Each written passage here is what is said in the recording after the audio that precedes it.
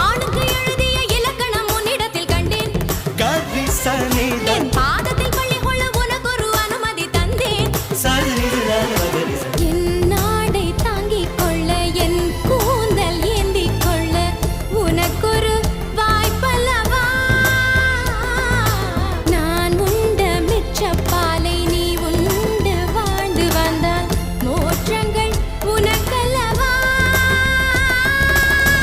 வானம் வந்து வளைகிறதே, வணங்கிடவா?